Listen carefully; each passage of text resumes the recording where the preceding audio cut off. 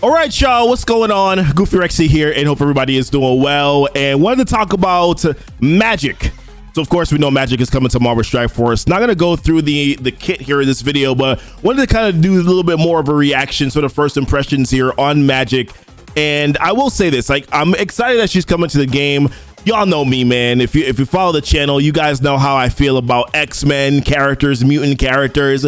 Your boy is all for it. I'm always gonna be ready to get these characters. That's my favorite Marvel faction, or whatever you want to call it, ever. So therefore, I'm always going to be excited about it. But I just felt like there was just something missing with getting this information about Magik. And there's a lot of things that she does with her kit that's going to make the team very strong. She's going to be giving them some extra drain here, which is going to be really good. Some extra armor. She herself, she's going to be doing attacks whenever she gets to a maximum charge here, 500% damage. I think she's going to be a pretty high candidate, in my opinion, for having high red stars on her, because she's also going to be, whenever she takes a turn, if Phoenix has died and Dark Phoenix is not currently an ally, she is going to try to summon Dark Phoenix, and that character is going to take on Magik stats, which is going to be one of the reasons why I think she's going to be a pretty high candidate here to get some really good red stars on her. But like I said, I mean, there's a little bit of a concern, I guess, or some things that I felt were missing. And while I'm happy that that this is kind of like a little bit of a counter, right, to maybe Secret Avengers, or specifically a counter to Kestrel and stopping Phoenix from summoning Dark Phoenix, I just felt a little underwhelmed, because I think largely the problem for me with Dark Phoenix, yeah, she won't be summoned, but what is happening with her ISOs, right? I think that's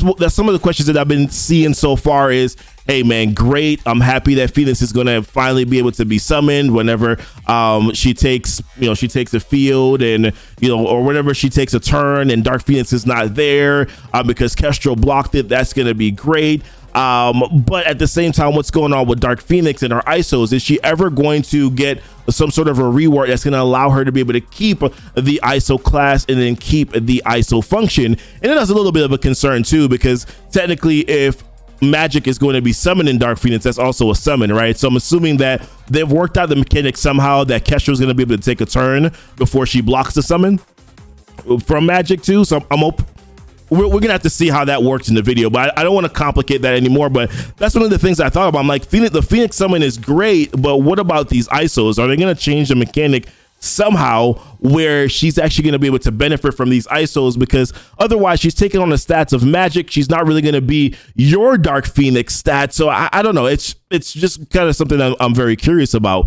Some other things is she does have this charge mechanic. Whenever she gets 20% charge, 20% charge, she gains these charges when an enemy attacks X-Men allies. That's how she's going to be able to gain those charges. And then when she gets to 20%, she's going to be doing 500% damage to the highest damage dealing character there. So like I said, one of the reasons why she's going to want to have those high red stars.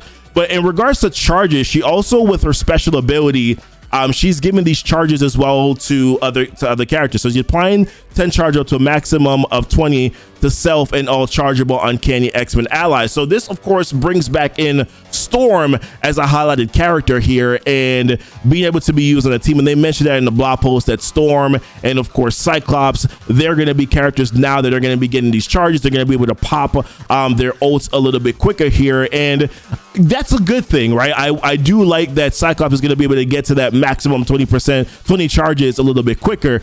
However, I feel like there's a few things. So number one, energy is still a little bit of a concern for Cyclops. I mean, this takes a little while for it to get popped off. So I would like to see somewhere. I don't know if they're going to be doing a rework. That's another question too. Are they going to be reworking the rest of the Uncanny team so that they can really benefit from what Magik is going to be able to do here, right? This takes a little while for it to get popped off. I think Storm kind of has a long cooldown on her ultimate as well. I might be forgetting. Listen, let's be honest with you, man. When was the last time I used Storm on my roster? She's like on a Wakandan Blitz team right now, which, by the way, I would have liked to have seen her get some synergy with Wakandans. Maybe not the Wakandan tag, but some sort of synergy. But they're bringing back Storm. They mentioned Storm, and they're trying to bring her back into the fold here, but Storm and Cyclops is still a massive concern. I mean, dude, they are squishy AF, right? So how in the world are they even going to be able to survive? And if the energy is still going to be, we're still going to have to wait those 2-3 turns in order for them to be able to pop off that ult, because the energy is not there yet, then how realistic is it going to work? Now, granted, they are getting some additional barrier and all that stuff, right? So maybe they'll be able to survive a little bit longer. But overall, I just feel like there should have been some sort of a mention of a rework. I didn't necessarily need them to tell us what the rework was, but just some sort of a mention of a rework would have been nice to know, because I do feel like Cyclops and Storm definitely need some love. Storm is made out of paper. You blow on her. Hey, Storm, dead. This is Storm. When you just do this, she's dead. Like, she didn't survive. She didn't survive. So I'm just wondering whether or not they're going to be doing some sort of a rework here to boost some of their stats, because right now I just don't see how Storm is even going to be able to survive a lot of these matchups. The teams that they're going to be going against in the current meta right now, they do a lot more damage than they did back then, and even so there got to be some sort of a rework there that they're going to be given to this team. And then also they're mentioning Storm, but what the hell happened to Psylocke, man? Like, why is Psylocke getting no love? Psylocke is essentially getting the boot. And I don't know, like, I feel like I'm still going to want to use Psylocke on my team.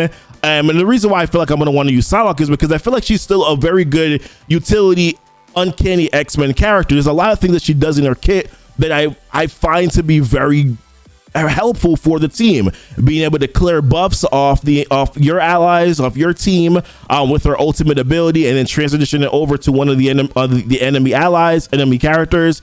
The fact that she can also clear a buff off the enemy team. Now, her focus is kind of trash.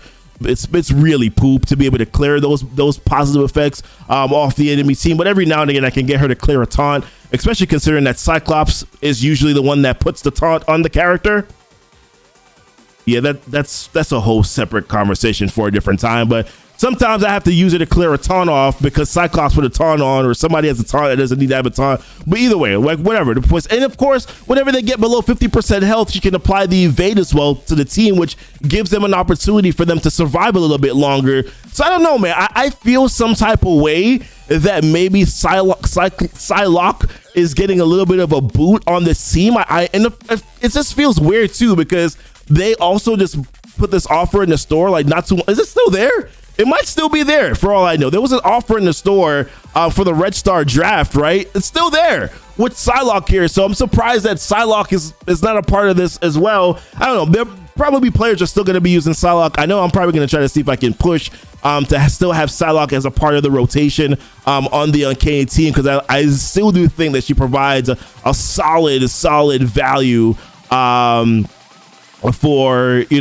solid value, I think, for the team. And so therefore, I'm just that's kind of where I am with Salah. Now, like I said, we might be getting some of this information over the next couple of weeks, so maybe I'm a little premature, but on the sort of kind of, I guess, this critique, but it's really not even critique. It's more just concerns about what's going to be happening here with this team. Are they going to actually be getting a rework, or is it just, hey, here's Magik and this team gets a little bit of a buff and then that's fine? I just overall think that I don't know. I think I really want it to be a little bit. I'm excited for Magik, but they're just a little bit of a concern with how this team is going to fit in with the current meta right now. Are they being presented into the game as a team that can just keep up with some of the older meta teams that have maybe gotten some reworks, or I don't know. Like, it's just, I don't know where this team is going to land right now, and that's just kind of the reason why I'm sort of making this assessment. But curious to hear what your guys' thoughts are. I do say that her kit wasn't overpowering to me.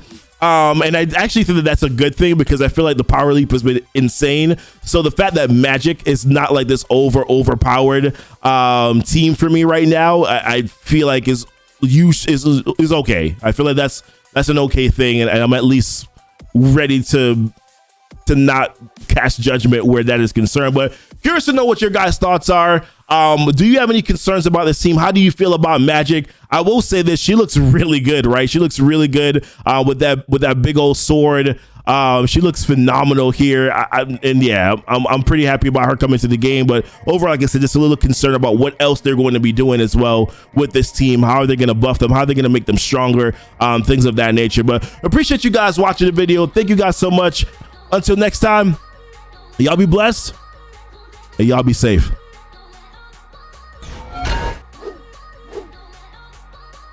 Holy crap. Do you see the sword? She looks strong. Like, that's a big ass sword. Seriously, that's like a massive big ass sword. I don't know if she's carrying that. She's pretty damn strong. I can't carry a sword like that. Guarantee you I couldn't do it. Nope.